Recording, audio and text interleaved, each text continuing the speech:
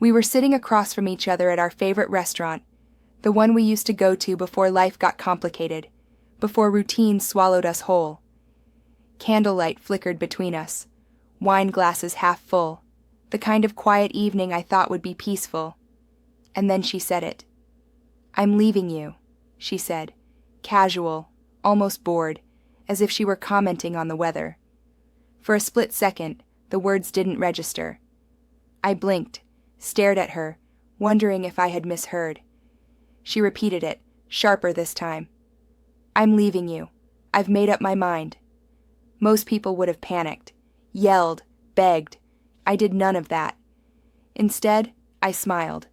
Not smugly, not mockingly, but quietly, calm, collected. Her fork clattered against her plate. Her eyes widened. You're smiling?" I nodded. "Yeah, I'm smiling. I expected this eventually." Her face went pale. "Expected what?" I leaned back, keeping my tone even. "This. You leaving? You finally admitting what I've known for months." She stared at me, confused, defensive. What are you talking about? I've been honest. I'm telling you now."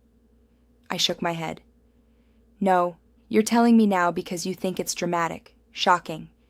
But I've seen the signs long before this dinner. The late nights, the hidden messages, the excuses. I just waited for you to admit it yourself." Her hands trembled. "Wait, you knew?" "I did," I said. "I knew, and I planned accordingly." Her brow furrowed. "Planned what? You can't—" I smiled wider this time. "I've been preparing for months.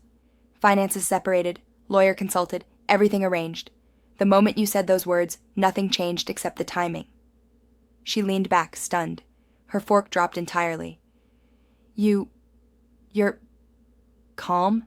"I'm calm because I finally stopped giving you the power to control my emotions," I replied. "You betrayed me, but I refused to let your betrayal dictate my life." The rest of the dinner passed in an almost surreal quiet. I didn't yell. I didn't cry. I didn't plead. She kept looking at me, trying to read some sign of desperation, some spark of heartbreak. But there was none. She had expected a scene, an emotional collapse, the kind of reaction that would make her feel dominant, triumphant. Instead, she got serenity.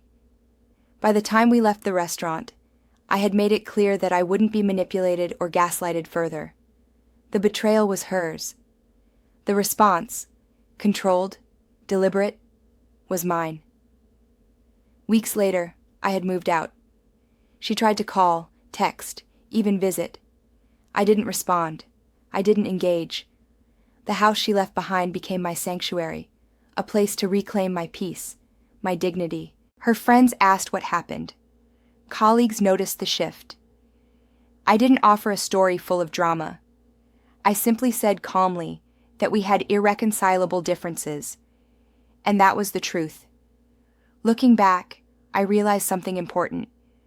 Betrayal is devastating, yes, but it loses its power when you refuse to react the way the betrayer expects. Her attempt to shock me failed because I had already taken the steps to protect myself, emotionally, financially, mentally. She thought the words, "I'm leaving you," would destroy me.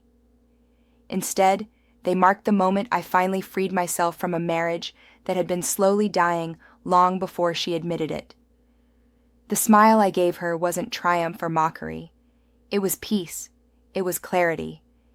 It was the knowledge that I no longer depended on someone who had chosen to betray me for validation elsewhere.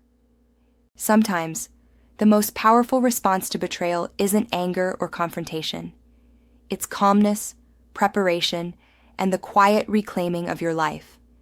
And that night, in that restaurant, I realized I had finally done exactly that.